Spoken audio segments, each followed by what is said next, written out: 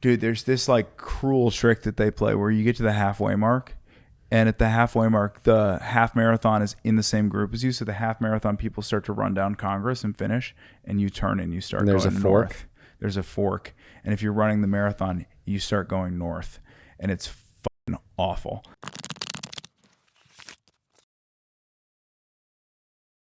Well, yeah, you're seeing Kalshi They're everywhere. 8-9-figure companies.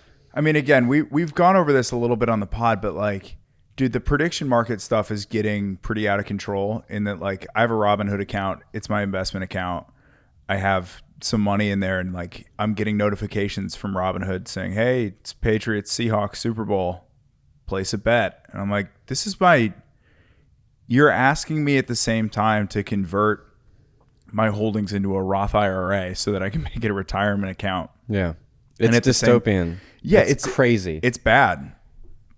I mean, dude, it'll be one of those things in the future, look back on like, what were we doing to people? Like, that was just considered okay back then to fleece people and to offer them crack. Like, gambling is an addiction, and a lot of people are addicted. And so you're making it this easy to have your bank account connected to gambling sites, and you're connecting Cash App and what was your Robinhood. Robinhood. Yeah, you're connecting Robinhood, people's investments and supposed to be saving for retirement to just pure gambling. Yeah, blurring the lines between investments and like retirement accounts between investments and gambling is not it. I mean, this idea that like a prediction market is not a bet is nuts, because the way that they get it in there is they describe it as a futures contract, right? So it's not technically gambling. So you're just betting that something's got the odds of it. Yeah, there's I've had many conversations about like the ethical side of poker, because some people, that have like really strict ethics, like they won't play because of that aspect, the gambling aspect, and like they feel like it's preying on people's worst sides, and they don't feel right about it. And I still feel like poker's in a league of its own when it comes to that. It's a personal responsibility. Yeah. Like, like I drive to a poker room. Like when I was coming up in Florida, I drive to the poker room. I walk into the poker room myself. I find the stakes I want to play. There's all different kinds of stakes, low stakes, high stakes. I go to the table. The stakes are posted at the table. I choose to sit down with my money, and I'm choosing to play these stakes.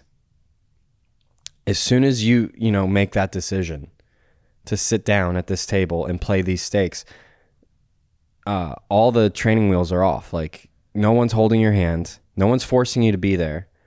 And so as soon as other people sit down, there is no, like, you're trying to get every single chip. You're trying to win every single chip by any means necessary within the rules. Yes. There's ethical ways to do it. You don't angle people. There's certain ways to go about it. Like, there are ways to take advantage of the rules, but I mean, over time I learned in the beginning, like I would, when I first started, I think a lot of people do this too. Like they realize, oh, I can angle in this way, and it's not technically breaking the rules. What do you mean when you say angling and not technically breaking the rules? An angle back in the day used to be like, and then they changed this rule, but the one chip thing. So tell me about that. Yeah, back in the day, let's say is it the one chip is a call unless you say something? Well, now it is, but it used to not be. So people would angle in this way. So let's say. Wild, because I've always wondered where this rules came from. Yeah. So let's say. So wait, break down what the rule now, if I understand correctly, is if there's a bet going around the table and the action's to you, even if someone's not all in, yeah, and you go, okay, the action's to me, Joe Begley. Let's say the bet is $25, but I have a $50 chip in front of me. If I put the $50 chip into the ring, it's not a raise unless I put the $50 chip in and say raise. One chip is always a call unless I announce it, right? Yeah. That's the way it works now. So how did it work previous to this? Previously, so it would be like someone would go all in for, let's say like 500, and someone would just put like $100 chip in, and then the guy would turn over his hand, and the player would be like, "Oh, I thought it was 100." Oh, wow! Like I just called 100. And what would the game runner say in that situation? Well, before they had to change this rule, like to make it like the one chip is a call. Mm-hmm. There's also the other, like the reverse is someone, like let's say someone bets 300, and this would come up in public games a lot. Like they would have like headphones on, and then the player would take 300. And as he's putting out, say all in, make it look like a call. And then the guy would like turn over his hand. He's like, "No, I said all in." Oh, wow. It was like that angle. Wait, so when you go all in, the only way to go all in is to put one chip in or put all of them in at the same time? Like you can't take a portion of the stack and say all in. And it's... You can. Okay. But like, yeah. There's a lot of... Wait, so I get the difference on the one chip call. Like I totally understand that, but with the all in, I'm confused on this one. So I was only betting 300 angle. Explain that one more time, because I don't think I understand it. So I'm trying to remember. This is like back in the dog track days. Someone would bet, let's say, 300 or 400. Yeah. And then you would throw out like a quarter, and then the person would think it's a call, turn over the hand and be like, "Oh no, I'm only calling a quarter." Or, "Oh wow, I thought the bet was this," or something like that. Yeah. Another one is wait, so always if you said all in, you were all in. Sure. If those words get uttered out of your mouth, you're all in. Yeah. And then, so it's just, basically the person was taking advantage of like little niche rules where like you could pretend to be doing something and you weren't actually doing that. Yeah. That's nuts. I mean, yeah, the one chip to call thing when you're starting to play poker is really like kind of a pain in the ass to get used to, right? Where you're just intending to raise and you have to articulate that. But I think to your point, it's probably good for the game. I think if you're looking at like weird angles like that, you're trying to geek out an edge by doing, saying it's 300 and really meaning all in. It's not in the spirit of the game. It's not in the spirit of the game, but I don't think it really, if that's your way of playing, you're talking about ways to get yourself banned from a private game. Yeah, it's absolutely. like you're not coming back to any, situation that's not a public card room if you start acting like that. Yeah. Another big angle is that's still used to this day is looking at your cards before straddling. So let's say the blinds are 25-50, and no, I get the idea. Yeah, the straddle would be the straddle's $100, and you just go peek real quick. You peek real quick, and if it's a good hand, you're like, "Oh no, I straddled." So that means a straddle is a blind bet. You're supposed to not have any idea what your two cards are. Mm-hmm. But if you can somehow figure out that, or look at your cards quickly and then be like, "Oh no, my straddle's on," then you're increasing the size of the game, and you could have a monster hand and create action for yourself to win a big pot. Oh yeah, the angle there it's a huge angle. Is obvious. That's a massive. Huge angle, and it still happens all the time in a lot of games, and you have to look out for it. Yeah, you're raising the action and putting yourself in the you're big doubling blind. the size of the game. And if you have, even if you just look at one, it's a big advantage, because if you see like an ace or a king, your likelihood of having a stronger hand is increased, and then you can just be like, "Yeah, I'm straddling." So that other type of angling that you were describing, that seems like it's kind of like part of the past. That's I mean, that's pure cheating. Yeah, the fake straddle, right? I looked at my cards, but I'm straddling and the action's to me. That's cheating.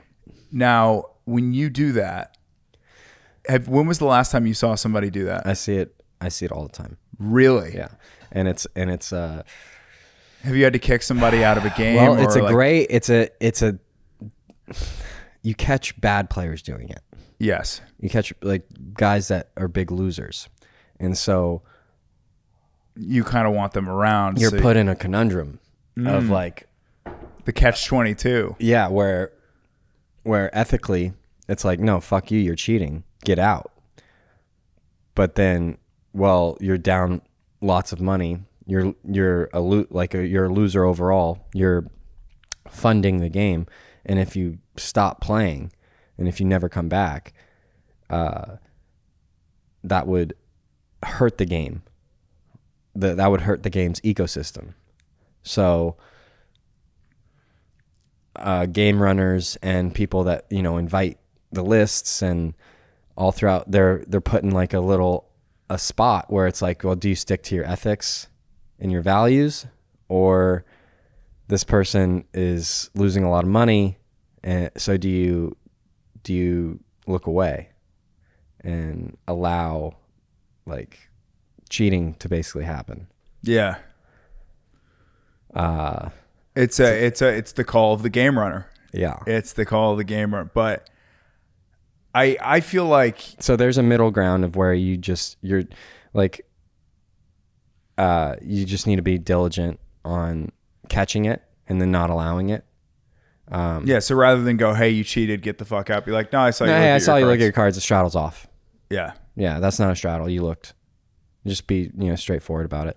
But and how do you do that without making the fish or a whale feel like a fucking asshole? I mean, you can't completely protect them, against that, but yeah, if they're gonna cheat, you need to protect the game. Might get hurt. You need to protect the game, and so yeah, you gotta just call it out. I think protect the game over the fish, baby. But acting like it's not happening and it's happening, that's probably the worst way to go about it. To just ignore it and allow the cheating to happen because they're losing is I don't think that's the way to go about it at all. Yeah, it's a great you got to point. call it out, and you can't allow that stuff to continue. Yeah, you got to protect against people that are trying to fucking steal from you. There's so many others that they're not coming to my mind right now. Of ways that people can like subtly cheat at a game. Yeah, tons of angles. I mean, just the one of like if you're like, let's say the flop comes out and it's there's a raise pre-flop and there's like 5 people in the hand and it's on you and the dealer like assumes you check and then the action starts going around. Like, some people, I think the ethical thing to do is to be like, hey, I haven't acted. Some people will just let the action keep going. Ooh. And then they'll see it and be like, oh no, I never checked, after like they want to see what other people do instead of stopping the action immediately. That's a slight one. Yeah, and I feel like a lot of this is easier to get away with in a home game versus in a card room. Because in a card room, it's very nice having a professional dealer there that's like, I didn't hear what you said. And it's undisputed. Oh, there's a big angle in a tournament I just remembered. Okay. Of a guy that's last to act. It's a heads up pot on the river, and he checks out of turn. So this is a good one. We could find this. It's somebody else is supposed to check, and then the tournament director comes over to the table and informs the player that his first act, hey, I've been called over about this guy before, and the last time he did this, he had the nuts, and he's angling. The tournament director calls the guy out like, hey, he's angling. I've been called over for you before. So how far out of turn was he? Was it one person? Like the river comes down and he checks, but he knows he's second to act. So he's trying to induce the guy to bet into him. Yeah. Okay, so he's feigning fake weakness Yes. as an angle. Yes. So that the other guy goes, okay, 500, trying to get you to fold. And then he goes all in. That's nuts. This is it. All right, let's check it out. This is awesome. And the tournament director does a brilliant job of calling this motherfucker out. Check time. Right now we have 2 tables of 5. Blinds are 25 and 50,000. Action's been folded by This is Alex the guy Gomez. that is angling. Ian Freitas has 5-6 of hearts. Okay, so he's 5-6 of hearts. Fine hand to play when you're short-handed and when you're the Under the gun fastest +1, he chip leader. opens. He's rated 120,000. He open raises. Jack 3 for Juan Maceras. That goes in the muck. Andrew Lee's on the button. So the cutoff folds. The button 7 folds. deuce. That's annoying. Man. Eugene Unites has just And joined our then feature this table. is the poor sucker. He has King Queen in the big blind. Should be a pretty easy defend from the big blind. I didn't realize you've only got 58% equity with He King makes the Queen call. over 6-5 suited. Yeah, There you go, 6-5 heads is up live. to the It's live cards. You make flushes. King 5-3. There it is. Eugene's right. flop top pair. Freitas is also So caught it's top- a piece. top which I pair assume versus should middle be pair. More than enough for him to continue here. Eugene Unitas check to him. Freitas continues for 200,000. Unite might be wondering if he can get away with a raise. The board's pretty dry, however, so he'd be This repping a guy's a very strong fish. hand. That bet's like way too big. That makes no sense. He elects just to call. Wait, so he bet So he- 200K yeah, he into, bets- yeah, he 200 bets- into 200? Yeah, he bets Turn nearly shot. pot. And then he gets check called, and now he turns trips. Okay.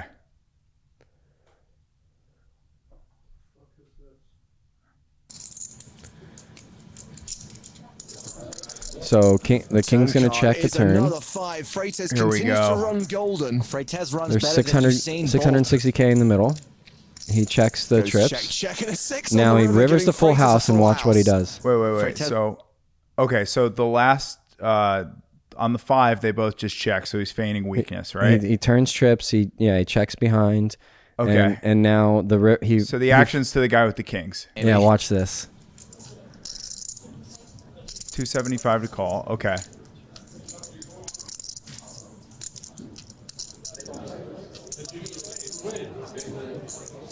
Okay, raise. Raise coming. Oh, okay. Sorry, call.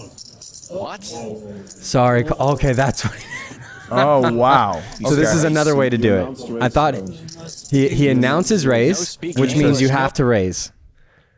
When you announce, sorry, I meant to say call. yeah, when you announce raise, you have to raise. So he put 275 in. He said, You "Okay, have to at raise." least double the bet, and he goes, He says, raise. yeah. Oh, excuse me, call. So he says, "Okay, raise." Puts out the 275. So you have to at least make it 275 more. And then he says call, and then he acts like he doesn't speak English He well. meant to just call with a full house. That was not Wow. a mistake. Thomas Krems has been called to the table. Okay. I believe we're Sorry, looking at an my angle memory shoot was here. was Freitas funky on No, this but one. it's still a That his crazy raise must weird stand. angle. So let's see what the floor says. And I think he's trying to make it look like he didn't want to raise, so he'll get a call out of Eugene. Yeah. I think this is exactly the same situation that we had here already in this tournament. When it did exactly the same move, we had the nuts. I just share this information with you. Okay? Wow, Freitas has got previous for this. You understand? So I force you to raise now, and you have the option what you do. All right, so pause it. Wow. So this tournament director is a boss, and he handled this situation perfectly. So he said, "Okay, I've been called to this situation before. The last time you did this exact thing, you had the nuts. I'm gonna let I'm informing you of this information. So, but he does have to raise because he announced raise. But he's a piece of shit, and he's got the nuts. He's done just this so you before. know. And the fucking guy with King Queen still doesn't fold." You can put in another 275. So yeah, he's forcing him to min raise. He's forcing Freitas to min raise, but he's told Eugene Unite that this is a move that Freitas makes when he's got a monster. Oh, you force him to min raise? Okay. Yeah, that's the right Yeah. ruling. It's not my option whether or not he raises. It's my option what to do now, right? That's what you're saying. Okay, I understand. Armed with that information, does Eugene Unite now? The guy fold gives top you the pair? information, I know we're not supposed but to it's just actively like root for players, but I sure hope he mucks. Make Freitas look like a chump. it's a min raise, so it's really hard for him to fold in his defense. But the tournament director's telling him he has the nuts. Frater shows the full house. Same situation Yeah. again. No, I know. I heard about this before the tournament started. So ugly, I can tell you. Ugly. Move was so dirty. It's super Feel like ugly. It's tough because he It's could have. super dirty. It's tough because he could have been doing that with like a 6, right? Or probably no. He would only do it with the nuts. So but it's a min raise, and the implied odds are so good that you have to take it. He's basically like, if he's guaranteeing himself a call, or if a sharp player truly thinks that he made a mistake, he can get the player to bluff all in. Because it's like, oh, this guy meant to just call. He's weak.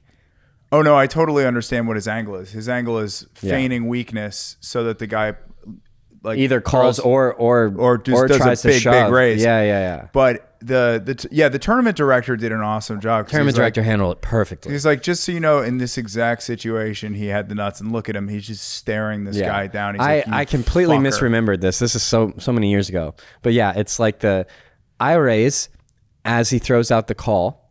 Mm-hmm. So then in the rules of poker, you have to raise when you announce raise. Mm-hmm. So he knows that. But and then immediately English. be like, oh, I just meant to call. Sorry. Oh, I have to raise? Oh, no, I wanted to call. I have to? Are you sure? Oh, no. Oh, okay. Well, I raise, I guess. I really wanted to call. And you're just sitting there with a full house.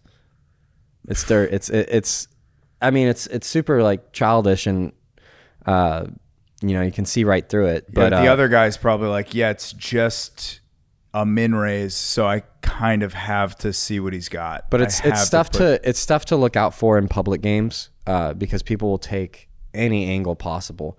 When you're playing public games, it's typically like, it's not friends, it's every man for themselves, and it's strangers, and you have to really protect yourself against all sorts of angles. Yeah, because well, you're not going to have a tournament director that's running a game like this where they're like, hey, just so you know, he's done this before and he had the nuts the last time. You might just have somebody that's not really paying attention that's going, yeah, he said call, he meant raise, so it's a raise, and that's it. I played public for many years when I first started, so I got good at protecting myself.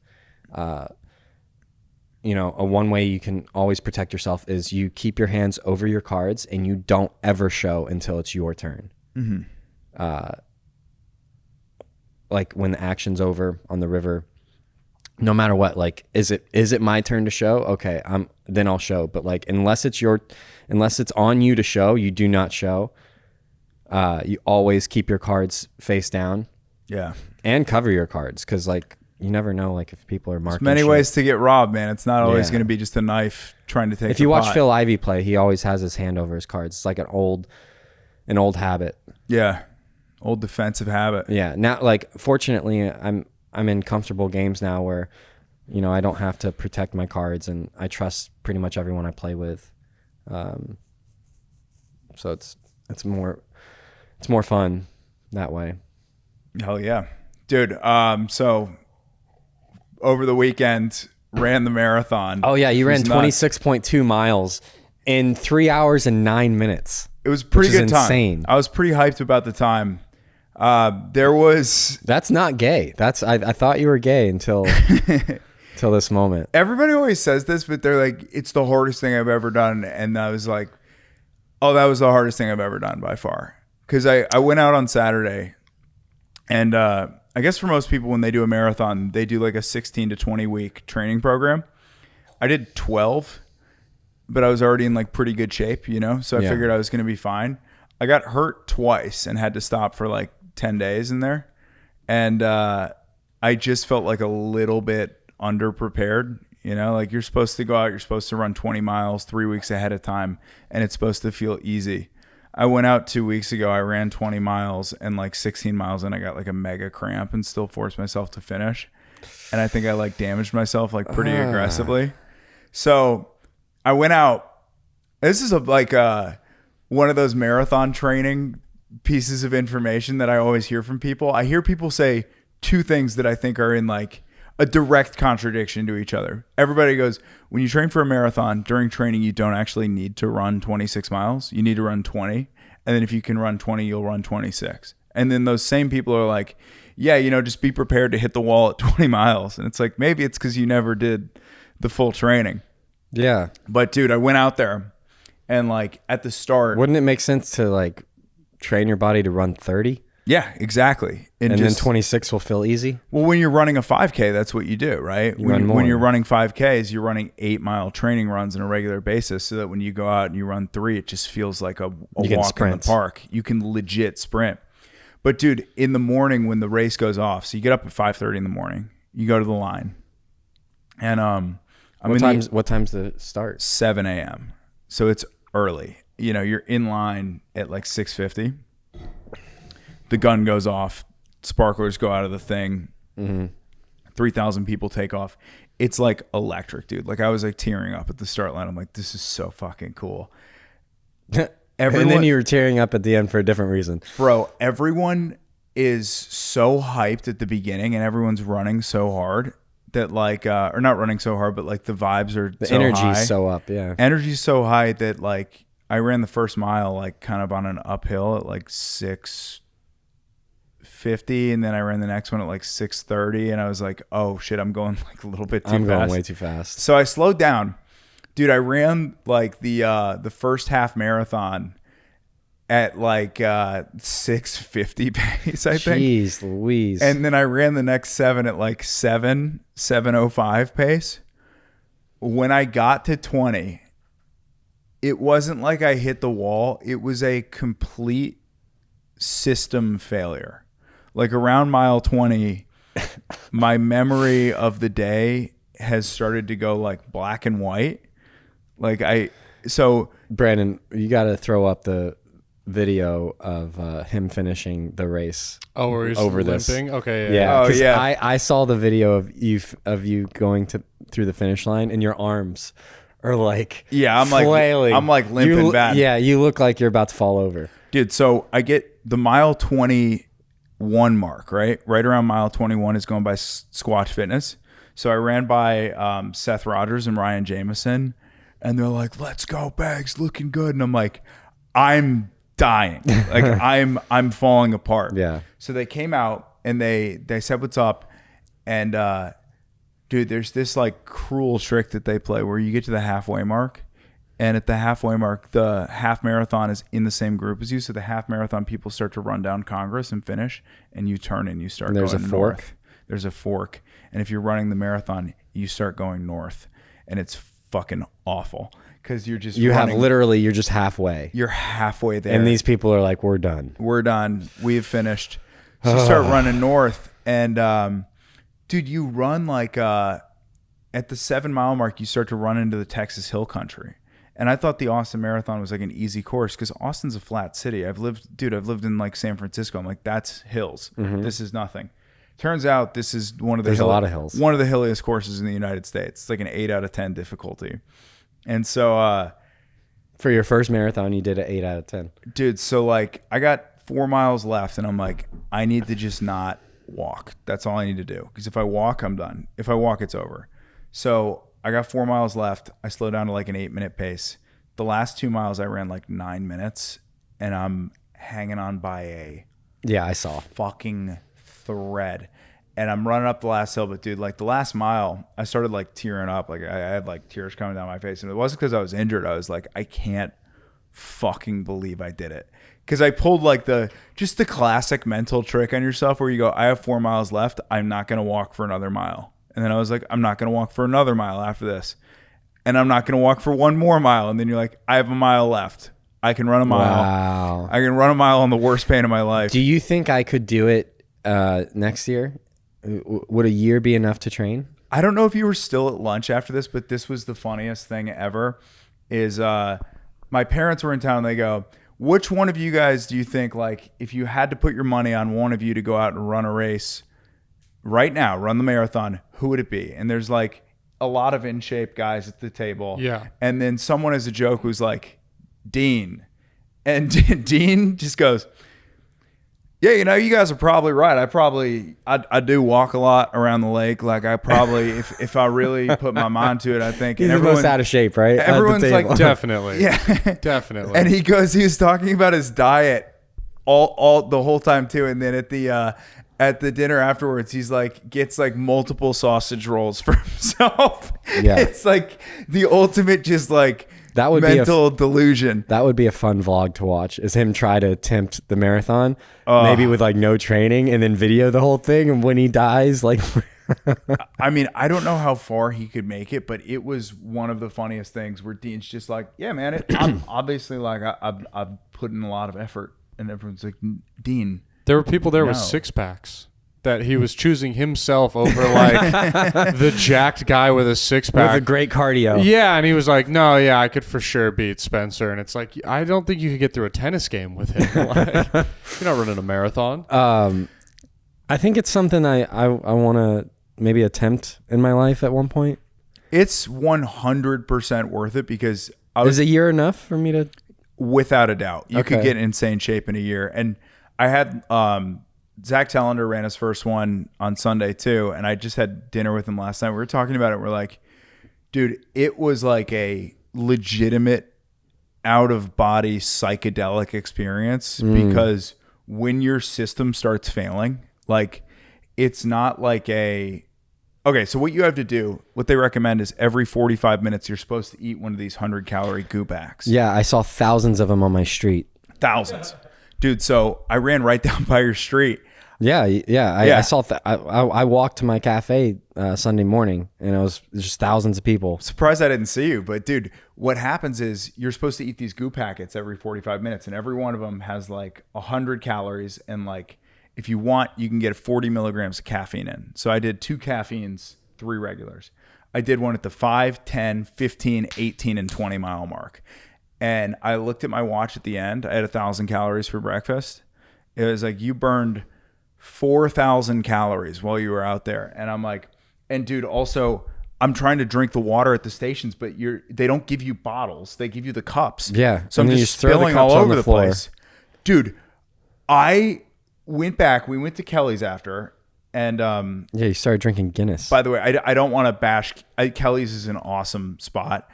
They got overwhelmed. They were swamped. And it took somehow Brandon's food came out in 15 minutes. I got dessert before you guys got appetizers. I was eating a rum cake while your mom was like, "I'm fucking starving." Yeah, my mom. It took us, I'm not exaggerating, over 2 hours to get our food, and I thought I had drank enough water. I drank a full water bottle after the race, and I drank a water at lunch, and I went back to the hotel and pissed, and it was like dark yellow, like a shade I haven't seen in years. Ooh. And it was like, oh, I was in supreme dehydration for the whole day. There's parts of the day that I only remember in like black and white. Like I think what happened was I needed X gallons of water and I came up way short, and I needed 6,000 calories, and I came up probably over the course of the day 3,000 calories short. And because of that, my brain, you're like system failure. Yeah, my brain and body were like, you didn't give us enough nutrients. We were nutrient deficient, and you had a Guinness, 2 Bud Lights, and a shot instead of food and water. So we just blacked you out in the middle of the day. Like there's like a couple hours where it was like, it was like I was blackout drunk. I went back to the hotel. I fell asleep. I woke up with a massive headache at like 9 at night. 3 hours later, it was brutal. I'm also like, I would have thought a marathon burned so much more calories than 4,000. Would you have thought that? 4,000's a lot. 4,000's a lot, but 4,000, hey, if you go to Denny's and get a pancake breakfast and a milkshake, congrats, you just ate 4,500 calories. Michael Phelps used to burn like 10,000 plus a day. What the fuck was he doing? That was like his whole thing, because he'd eat 10,000 calories because he'd burn like 8,000 or something crazy. You're right. So it was 4,000. I burned 4,000 just in the 3 hours that I was running the marathon. Yeah. So over the course of the day, it was like 6,000. Damn. Which is a lot. And it's unfortunately, I've always struggled with this. It's why I do the 1,000 calorie shake every morning. I cannot eat 1,000 calories for breakfast. I can eat 1,000. I can eat 1,500 at Taco Bell. But like, dude, if I'm trying to eat ground beef and rice, the challenge that it is to sit down and eat 1,000 calories of ground beef, rice, and cheese it sucks So bad. It's ass. Because it is truly ass. A half pound of ground beef is like, you'd think that would be a ton of, it's like 400 calories. Like, fuck. It sucks. Well done. Good job. Thanks, bro. That's a hell of an accomplishment. I thought like 2 days later I would be like fully walking, and I'm still in like a limp. I have to get a massage after this. Or maybe put like a little clip of people throwing up during a marathon or something. Of failing. And then Joe succeeding. Do we have some writing questions? Yeah, we got some writing questions here. All right, boys. As I'm sure most of you know, we do write-in questions. So if you have some questions, check the link in the description. We love hearing from you, and we will try to answer the questions on the pod. So keep them coming. Here we go. Question for JC. I've seen you raise hands as weak as Queen 2 suited and 5-3 suited from middle and even early position. My question is, why do you do this? Is it because you think you have a big enough post-flop edge to make hands this week profitable? Or is it to be big action guy, look cool, and maybe get called lighter in the future hands? Thanks. There's no name behind this question? Okay. It's 100% to look cool. I just want to look cool. No, typically when you start seeing me play this wide on stream, it's I would say the action is kind of on the slower side. People are playing a little too tight. I'm not getting a lot of pushback, and people aren't fighting enough for pots. So when the table gets super passive, you can kind of personally, like I can start raising really wide, and also like I've been in certain sessions and certain streams where like I feel like people are intimidated playing with me, and they're not. So yeah, they're really not willing to push back or fight, and so you can't just be, if everyone's playing passive, you can't just be playing tight, flipping over great hands, and then they're like, great. Well, you gotta show some weakness. No, it's not showing weakness. It's not showing weakness. It's showing just being aggressive, and people like it's very hard to flop a pair. So like I'm just going to be winning tons of hands because people aren't fighting for pots. They're not calling enough with ace high. They're not calling enough with bottom pair. And so if everyone's playing super passive, I'm just going to be raising like tons and tons of garbage and taking down pots post flop. So yeah, like the post flop advantage of like knowing I'm going to be aggressive and they're not withstanding the aggression. I can start raising queen deuce suited profitably because there's no one to fight back. Wow. And then yeah, it's also great for image because when you're playing on stream, people are watching, and so the wider the range and the more hands you play, when you get into other games, it's going to make it harder for people to play against you because it's like, well, I mean, the last time I watched this kid play, he was literally raising like any two cards. Yeah. And so it makes it tough to play against. Because if you throw a raise out there, you might get re-raised. You're in trouble. Well, yeah, I know that my image is shit, and so like in the next game, if I tighten up a little bit, people still have the perception of me being a extremely loose player who's raising too many hands. So if I tighten up that range, then it's easier to get paid. Early position, yeah, like you probably won't see me raising, the queen deuce suited in a pro heavy lineup or a super high stakes game. So yeah, it depends on the stakes, it depends on the lineup, depends on how much people are fighting for pots. Yeah, there's a few factors, but that's a good question. Great question. Okay, we have a hand review sent in. Yeah, so hey, it's OG. Shout out to our super fan OG. Check this hand out. Super high roller cash game, 500 1,000. Here we go. Cool. Bam.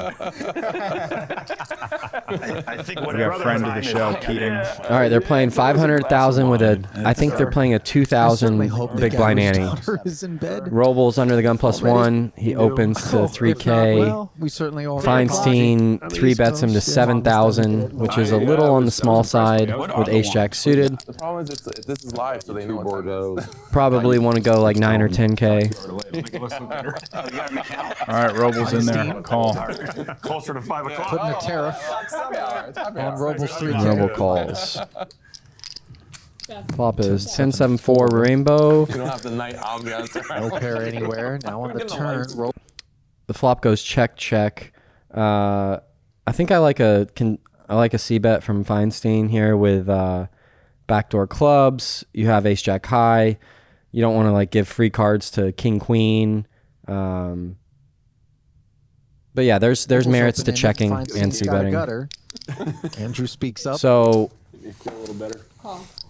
the turn's 8 of spades, and Andrew decides to lead for 15K close to pot, which is a really nice bet because you're really trying to force ace highs to fold.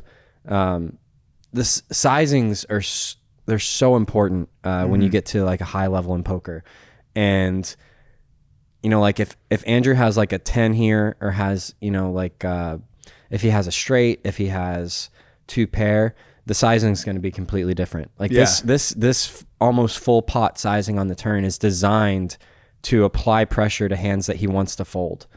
By the way, for those of you that aren't familiar with the two players playing, it's Andrew Robles, one of the guys. Yeah. He's pretty much, like the highest regarded private cash game player in the world. Okay. So like pretty much the GOAT. The GOAT, baby. And then you have Feinstein, who's a Bitcoin miner who has, you know, more money than God. Makes sense. And so he doesn't fucking care. He has gut shot, ace high, calls full pot on the turn. There's the 2, so nothing. So now we're in a spot where, pause it, where Roble is on the river with no showdown value. He has king high. He can beat queen jack, and that's basically it. Yeah. Everything else hasn't beat. A pair hasn't beat. Ace high hasn't beat. He has played his hand in a fashion where, you know, he's gonna check every hand in his range on the flop. He bets full pot on the turn, and now he finds himself on the river with king high, and I think like the only thing to do here is bet big. Are you not worried about like Jack 10 here, or, you know, like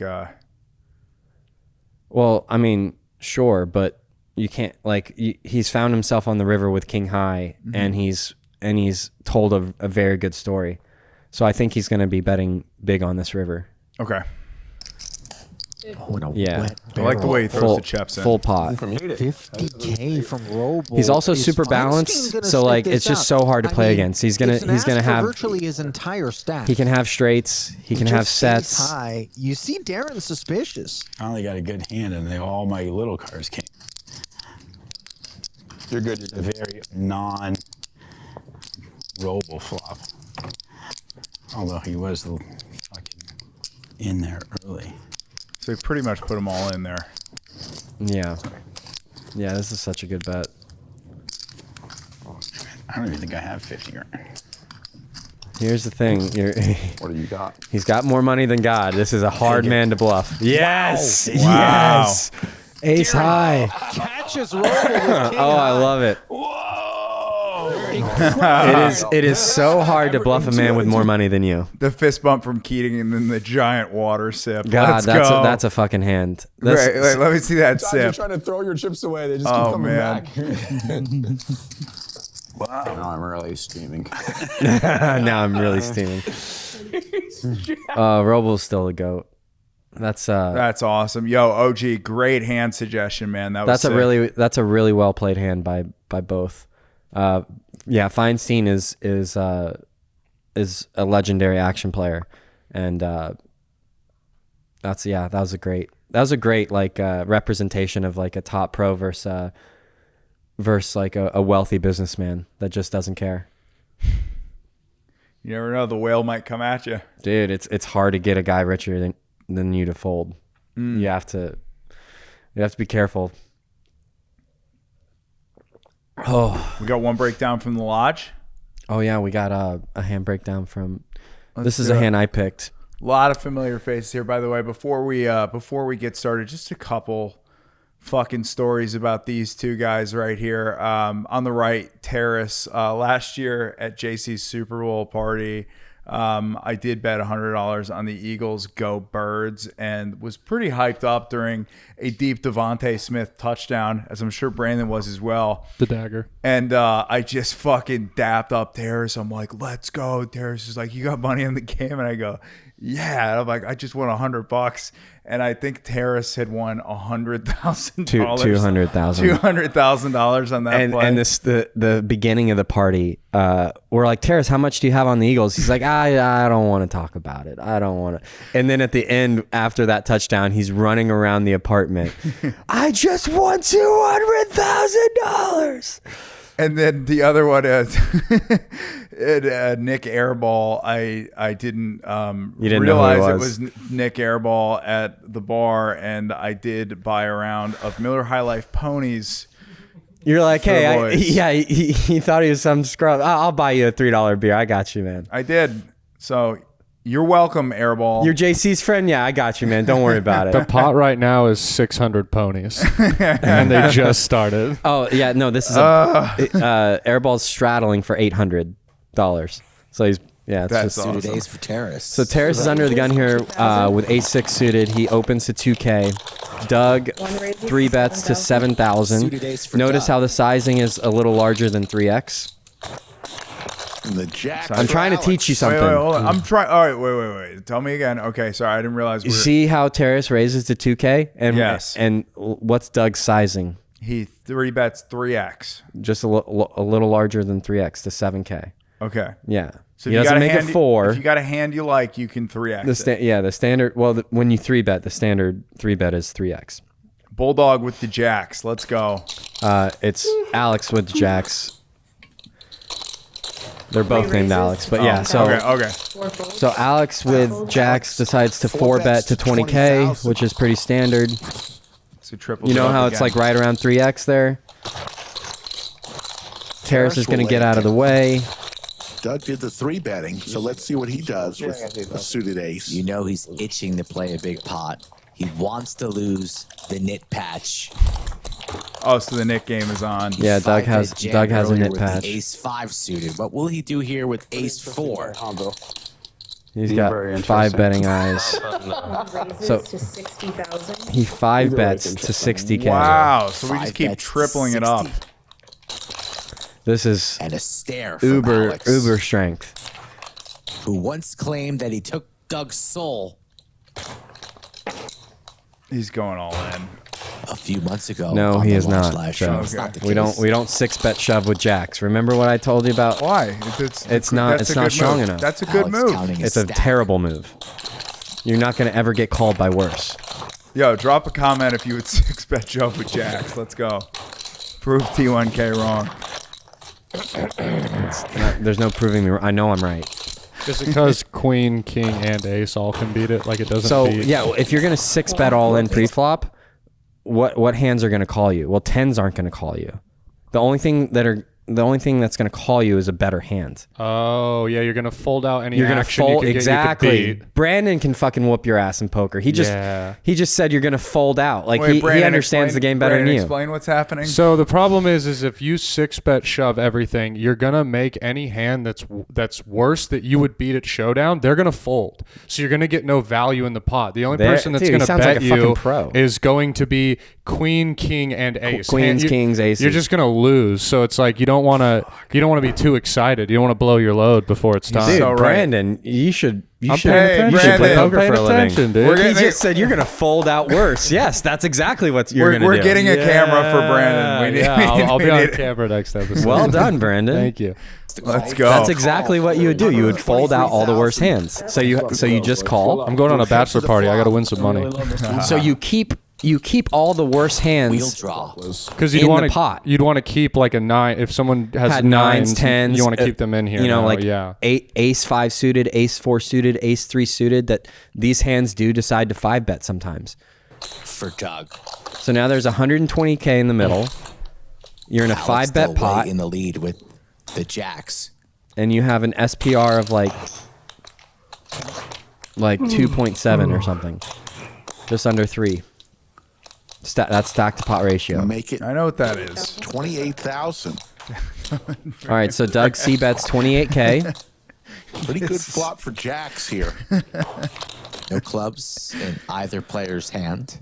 All right, again, there's really not much to do besides We'll call. make the call. We'll go to the turn. So now we have 180,000 in the middle, and the turn the turn is just gin for Alex. Nick, is that why you always go? That is one of the best feelings in poker in the world. You're in a huge pot and you turn the absolute nuts. So now if Doug happened to have you beat with queens, kings, aces, you just hit gin on the turn. I promise you. Doug's thinking about it. He's good at shuffling those chips. Like node lock it. He always has jack nine. Huge pot brewing. It's gonna get super deep one day, heads up. It's gonna be a queen 10-8 board, and I'm gonna go for the kamikaze airball bluff. This time it is 78,000. And then he's gonna have jack. What do you think of that bet sizing there? So he bets just under half pot. Or no, right around half pot. No, just under half pot. Sorry. He's setting up a shove. So, yeah, I mean, Doug's sizings are always like Live spot stream on. history. Like if you want to study poker, you can just watch Doug's sizings. He's going to be like pretty much spot on. In position, top set. Now, Alex is Imagine Alex will just gamble here. Deciding what to Flat do. 78 and see if Doug. He doesn't want to just call Goes and a for club 3 come off, streets with but he also air doesn't unless want he to. can He connect doesn't with a want to 5. kill his action He's by dead to the 5. raising and then But we are still here leading then on not the allowing turn. Doug to bluff off on river. The edge of our seats. Lodge live stream special edition, high stakes.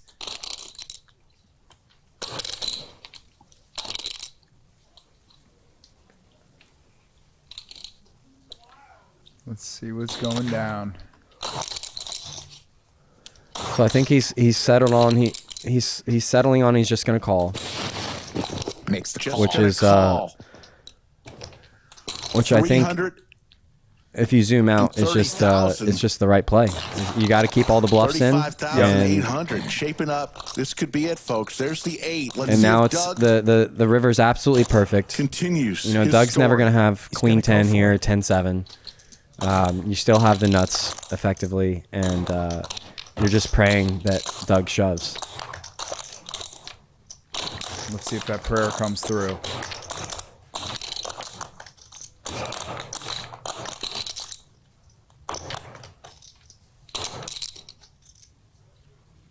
He's going for it. Puts Alex all in.